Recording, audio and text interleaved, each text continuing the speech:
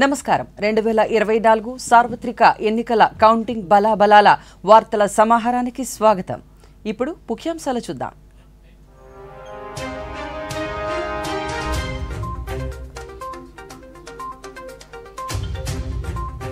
రాష్ట్రంలో ప్రభుత్వ ఏర్పాటు దిశగా కూటమి 131 స్థానాలలో ఆధిక్యంలో కొనసాగుతున్న తెలుగుదేశం పార్టీ, 20 స్థానాలలో జనసేన, 7 స్థానాలలో బీజేపీ, 16 స్థానాలలో వైఎస్ఆర్సీపీ ఆధిక్యం.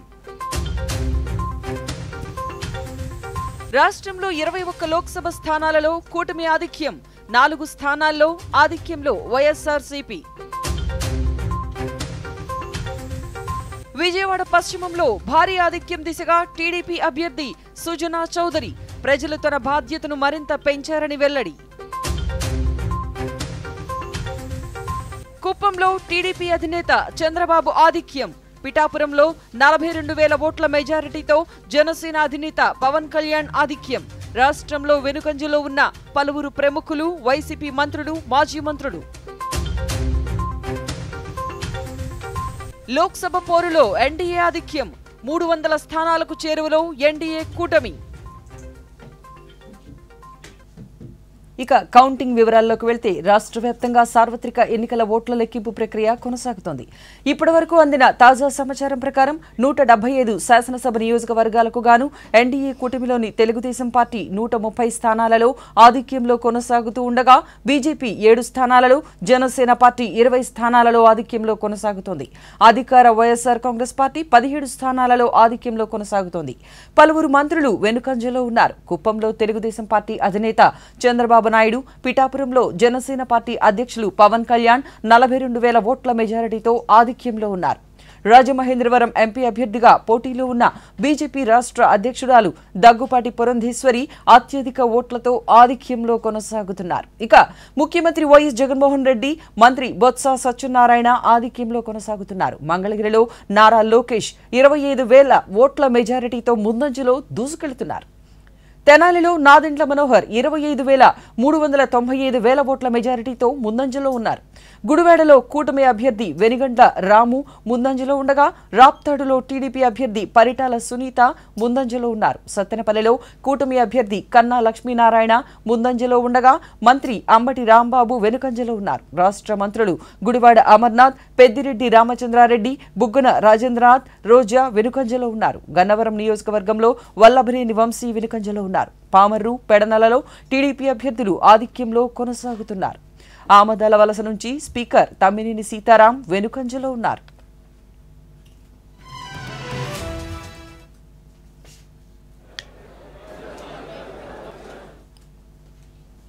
రాష్ట్ర వ్యాప్తంగా ఎన్నికల ఓట్ల లెక్కింపు ప్రక్రియ కొనసాగుతోంది. తెలుగుదేశం పార్టీ రాజమహేంద్రవరం రూరల్ అభ్యర్థి గోరంట్ల బుచ్చయ్య చౌదరి 50,000 ఓట్ల మెజారిటీతో విజయం సాధించారు. ఇక ఉరవకొండలో టీడీపీ అభ్యర్థి పయ్యావుల కేశవ్, విజయవాడ సెంట్రల్లో బోండా ఉమామహేశ్వరరావు ఆధిక్యంలో కొనసాగుతున్నారు.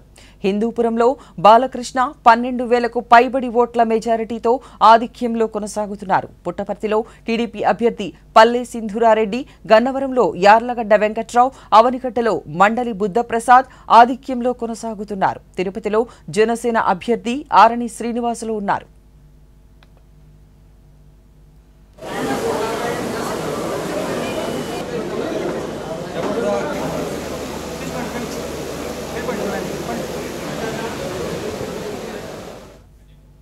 రాష్ట్రంలో సార్వత్రిక ఎన్నికల ఓట్ల లెక్కింపు ప్రక్రియ కొనసాగుతోంది. రాష్ట్రంలోని 25 లోక్సభ స్థానాలకు గాను 21 స్థానాలలో కూటమి అభ్యర్థులు ఆధిక్యంలో కొనసాగుతుండగా, 16 స్థానాలలో తెలుగుదేశం పార్టీ, 3 స్థానాలలో బీజేపీ, 4 స్థానాలలో వైఎస్ఆర్సీపీ, 2 స్థానాలలో జనసేన ఆధిక్యంలో కొనసాగుతున్నాయి.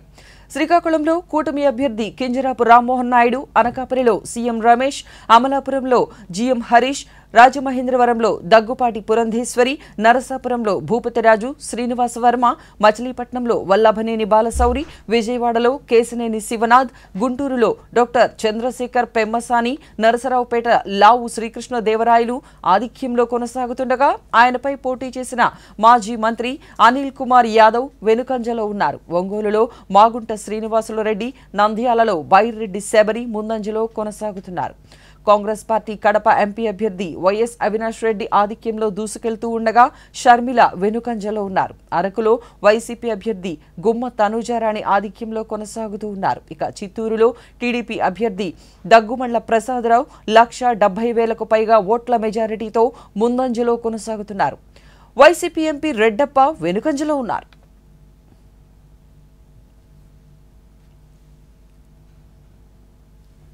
రాష్ట్రంలో అత్యధిక స్థానాలలో ఆధిక్యంలో దూసుకువెళుతున్న తెలుగుదేశం పార్టీ శ్రేణులు విజయోత్సవాలను జరుపుకుంటున్నాయి. ఉండవల్లిలో పార్టీ అధినేత చంద్రబాబు నాయుడు నివాసం వద్ద కోలాహలం నెలకొంది.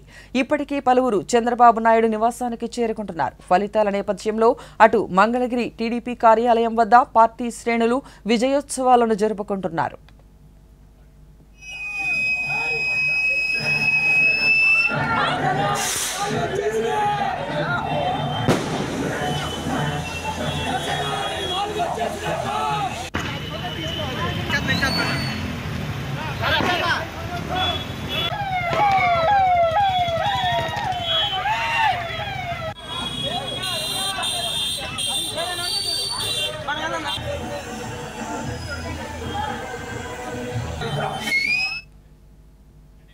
మైలవరంలో కూటమి అభ్యర్థి వసంత కృష్ణ ప్రసాద్ భారీ ఆధిక్యంలో దూసుకువెళుతున్నారు.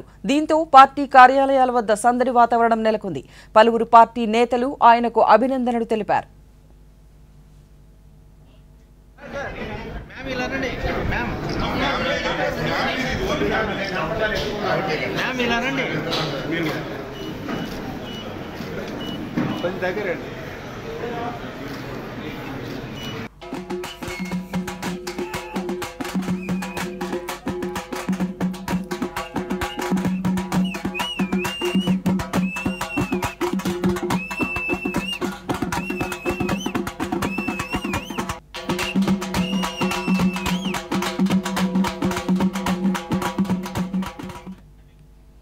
విజయవాడ పశ్చిమ నియోజకవర్గంలో కూటమి బీజేపీ అభ్యర్థి యలమంచిలి సత్యనారాయణ చౌదరి 30,000 ఓట్లకు పైగా మెజారిటీతో కొనసాగుతున్నారు.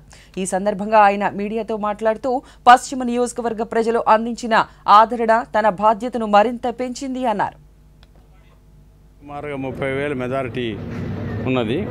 అందులో సిపిఐ వాళ్ళకి మరీ 1,200 వచ్చినాయి. సరే మా ప్రత్యర్థికి చాలా తక్కువ వచ్చినాయి ఓట్లు. డెఫినెట్గా పశ్చిమ నియోజకవర్గ ప్రజలు నా బాధ్యతను బాగా పెంచారని నేను ఫీల్ అవుతున్నాను. డెఫినెట్గా జీవితాంతం పశ్చిమ నియోజకవర్గ ప్రజలకి సేవా కార్యక్రమంలో నియోజకవర్గాన్ని అభివృద్ధి పనుల్లోనే నేను నిమగ్నమై పనిచేస్తాను. భగవంతుడు నాకు ఇచ్చిన ఇది ఒక అవకాశం కింద నేను ట్రీట్ చేస్తా ఉన్నాను. కులాలకి మతాలకి అతీతంగా అన్ని రౌండ్స్లోనూ అన్ని డివిజన్లోనూ ప్లస్సే ఉన్నాయి. ఇంతవరకు ఒక్క డివిజన్లో కూడా మైనస్ అనేది రాలేదు. అది చాలా సంతోషంగా ఉంది.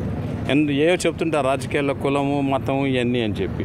కులం లేదు మతం లేదు ఏమీ లేదు. మనం వెళ్ళి కనుక మనం ప్రజల దగ్గరికి వెళ్ళి ప్రజల నాడి పట్టుకొని గట్టిగా చెప్పి దాన్ని ఇప్పుడు ఆ బాధ్యత ఇంకెక్కువ మనం ఒక ఎమ్మెల్యేగా గెలిస్తే ఉండే బాధ్యతను ఊహించి డెఫినెట్గా కష్టపడి పనిచేస్తే మాత్రం ప్రజా దీవెనలు ఎప్పుడు ఉంటాయని చెప్పి నా నమ్మకం. గెలుపుని ఏ విధంగా చూస్తారు సార్?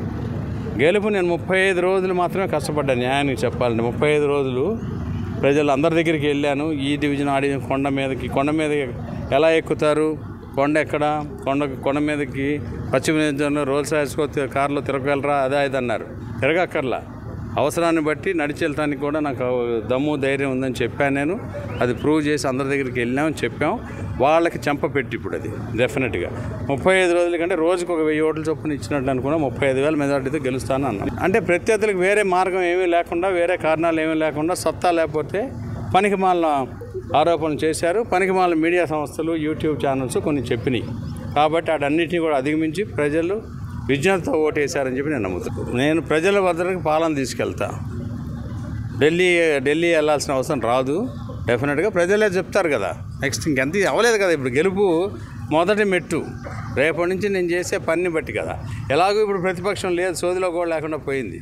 వాళ్ళకి ప్రతిపక్షం రాష్ట్రంలో శాంతి భద్రతల పరిరక్షణ కోసం కూటమి కృషి చేస్తుందని సీఎం రమేష్ అనకాపల్లి కూటమి అభ్యర్థి సీఎం రమేష్ పేర్కొన్నారు. ఈ విజయంతో బాధ్యత మరింత పెరిగిందని పేర్కొన్నారు. నియోజకవర్గం ఏదైతే అనకాపల్లి పార్లమెంట్ లో ఉందో ఆ కౌంటింగ్ చూసి రావడం జరిగింది. అక్కడ పరిశీలించడం జరిగింది. ఇప్పటి వరకు అనకాపల్లి పార్లమెంట్ నియోజకవర్గంలో 7 అసెంబ్లీ నియోజకవర్గాల్లో దాదాపు అనకాపల్లి పార్లమెంట్ అభ్యర్థిగా భారతీయ జనతా పార్టీ అభ్యర్థిగా 60,000 పైచిలకు 4 రౌండ్లకు మెజారిటీ ఉంది. ఇంకా కౌంటింగ్ జరుగుతోంది. ఏదైతే మొట్టమొదటి నుంచి పవన్ కళ్యాణ్ గారు ఆంధ్రప్రదేశ్ లో వ్యతిరేక ఓటు చీలకూడదు అని గట్టిగా చెప్పాడో, ఈ రోజు ఆయన ఏదైతే చెప్పాడో అది జరిగి తీరింది. కేవలం ఆయన ఒక పట్టుదలతో ఈ కూటమి కావాలి అని కోరుకున్న దానివల్ల ప్రజలు కూడా ఆంధ్రప్రదేశ్ లో జరిగిన అన్యాయాన్ని చూసి ఈ రోజు దాదాపు 150 పైచిలకు అభ్యర్థులు, కూటమి అభ్యర్థులు మెజార్టీలో ఉన్నారు. నేను అనుకోవడం జగన్ పార్టీ కన్నా జనసేనకు ఎక్కువ సీట్లు వస్తాయని చెప్పేసి ఇప్పుడు ఉండే ఫలితాలను బట్టి తెలుస్తుంది. Thanks to Pawan Kalyan, thanks to Chandrababu Naidu, thanks to Narendra Modiji. Vijayawada MP కూటమి అభ్యర్థిగా కేశినేని శివనాథ్ భార్య ఆధిక్యాన్ని సాధించారు. దీంతో విజయవాడలో పార్టీ కార్యాలయం వద్ద పెద్ద ఎత్తున పార్టీ శ్రేణులు చేరుకున్నాయి. మహిళలు సంబరాలు చేసుకున్నారు. టీడీపీ శ్రేణులు, మహిళా కార్యకర్తలతో పండుగ వాతావరణం నెలకొంది.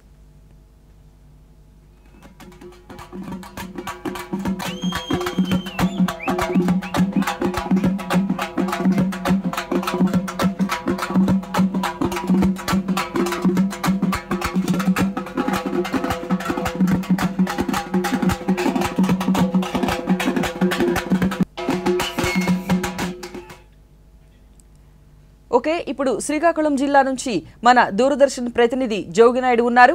ఈరోజు కౌంటింగ్ ప్రక్రియ యొక్క ఫలితాలనేంటో వారు చెప్తారు. చూద్దాం. Jogi Naidu, over to you. Thank you madam. Srikakulam జిల్లా నుంచి తీసుకుంటే క్లీన్ స్వీప్ కనిపిస్తుంది. ఇక్కడ కూటమి అభ్యర్థులంతా కూడా పార్లమెంట్ సంబంధించి శ్రీకాకుళం పార్లమెంట్ లో ఇప్పటికే 2 లక్షల అబోవ్ మెజారిటీతో sitting MP Kinjarapu Rammohan Naidu lead చేస్తున్నారు. దీంతో పాటు టీడీపీ రాష్ట్ర అధ్యక్షుడు కింజరాపు పచ్చెన్నాయుడు కూడా సుమారు 16,000 ఓట్ల మెజారిటీతో కనిపిస్తున్నారు. అదేవిధంగా జిల్లాలో ఉండే 8 నియోజకవర్గాల్లో కూడా టీడీపీ క్లీన్ స్వీప్ గా కనిపిస్తుంది. దీంతో పాటు పాలకొండలో కూడా అక్కడ జనసేన అభ్యర్థి ఒక్కసారిగా మార్పు రావడం, ఇంతవరకు వైసీపీ లీడ్ చేసింది. 7-8వ రౌండ్ వచ్చేసరికి పాలకొండలో కూడా జనసేన అభ్యర్థి లీడ్ చేస్తున్నారు, నిమ్మక జయకృష్ణ. ఈ విధంగా ఉమ్మడి శ్రీకాకుళం జిల్లాలో ఉండే 10 నియోజకవర్గాల్లో కూడా కూటమి అభ్యర్థులే పూర్తి స్థాయిలో మెజారిటీలో ఉన్నారు. మరికొద్ది గంటల్లో విజేతలు పరాజయాల తేలనుంది. ముఖ్యంగా కౌంటింగ్ ఏర్పాటు చేసుకుంటే జిల్లా శ్రీకాకుళం సివిల్ ఇంజనీరింగ్ కళాశాలలో పగడ్బందీ ఏర్పాట్ల మధ్య భారీ భద్రత మధ్య కౌంటింగ్ జరుగుతుంది. ముఖ్యంగా శ్రీకాకుళం పార్లమెంటు రాజు నుంచి కూడా మెజారిటీతోనే ఉంది. దీంతో పాటు ఇచ్చాపురం, పలాస, టెక్కలి, నరసనపేట, పాతపట్నం, హెచ్చర్ల, శ్రీకాకుళం, నరసనం ఇవన్నీ కూడా టోటల్ గా పాల్పడంతో పాటు ప్రతి ఒక్క నియోజకవర్గం కూడా ఆది నుంచి కూడా ఆధిక్యతలోనే కొనసాగుతూనే ఉంది. తాజాగా తీసుకుంటే గౌతు శ్యామసుందర స్వరాజ్ తనైరాలు గౌతు శిరీష ఏకైక మహిళా అభ్యర్థి జిల్లాలో. ఆమె 30,000 పైచిలకు మెజారిటీతో పలాసలో సిట్టింగ్ మంత్రి అప్పలరాజుపై ఆధిక్యతలో ఉన్నారు. దాంతోపాటు సిట్టింగ్ మంత్రి, రెవెన్యూ శాఖ మంత్రి, వైసీపీ సీనియర్ నేత సర్మాన్ ప్రసాదరావుపై వచ్చినటువంటి టీడీపీ యువనేత గుండు శంకర్ 25,000 పైచిలకు ఓట్లు మెజారిటీతో ఉన్నారు. దీంతో పాటు శాసనసభాపతి తమ్మినేని సీతారాం అమ్నాస్ కాన్ఫరెన్స్ లో ఆయనపై టీడీపీ అభ్యర్థి 30,000 పైచిలకు కోన రవికుమార్ ఆధిక్యతలో ఉన్నారు. ఈ విధంగా శ్రీకాకుళం జిల్లా ఆది నుంచి తెలుగుదేశం పార్టీ పంచకోట, 83లో పార్టీ పుట్టినప్పటి నుంచి కూడా ఇవాళ వరకు పంచకోటగానే వస్తుంది. అయితే 89 మన 2000 అలాంటిది మళ్ళీ. ఓకే, రాష్ట్రంలో అత్యధిక స్థానాలలో ఆధిక్యంలో దూసుకువెళుతున్న తెలుగుదేశం పార్టీ శ్రేణులు విజయోత్సవాలను జరుపుకుంటున్నాయి. ఉండవల్లిలో పార్టీ అధినేత చంద్రబాబు నాయుడు నివాసం వద్ద కోలాహలం నెలకొంది. ఇప్పటికే పలువురు చంద్రబాబు నాయుడు నివాసానికి చేరుకుంటున్నారు. ఫలితాల నేపథ్యంలో అటు మంగళగిరి టీడీపీ కార్యాలయం వద్ద పార్టీ శ్రేణులు విజయోత్సవాలు జరుపుకుంటున్నారు.